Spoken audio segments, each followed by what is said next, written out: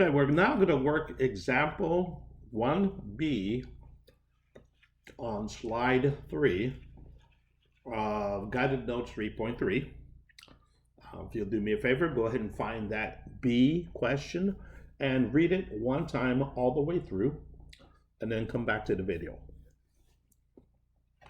So if you read it, we have an admission fee at a carnival is $9 and each ride costs $1.75. Okay, so let's go ahead and write down the important stuff. So add admission fee, so let's just say fee is $9. Each ride is $1.75. Okay, so let's try to create an algebraic equation to model this situation.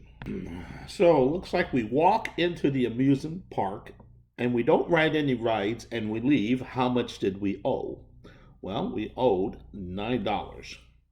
Now, you walk into the amusement park and you ride a ride, it's $1.75. You ride another ride, it's $1.75.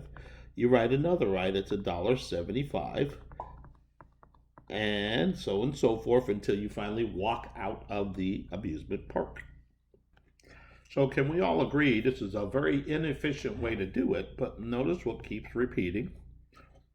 And every time you ride a ride, you pay a fee. So let's say R equals rides. So we're going to change all this into an algebraic equation, and we're going to say Y is the total cost of going to the fair and riding all the rides, and it's going to be 1.75 R plus the $9. All right, we got everything set. So let's go ahead and change this to function notation. So now we're going to have f of x, excuse me, I said x, let me change this, f of, because we want to use the same variable we just created, f of r equals 1.75 r plus 9. All right, now what question were we looking to answer? The question we were looking to answer is how much money are you going to end up paying total if you ride 12 rides? So here r needs to equals 12. So we're going to plug in the 12 right there, and we're going to plug in the 12 right there. So we're going to get f of 12 equals 1.75 12 plus 9. Okay, pick up your calculators and do the math.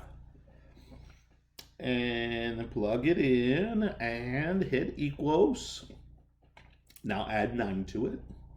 And you get f of 12 is equal to 30 dollar signs. FYI, dollar signs always go in front of the money, not behind the money.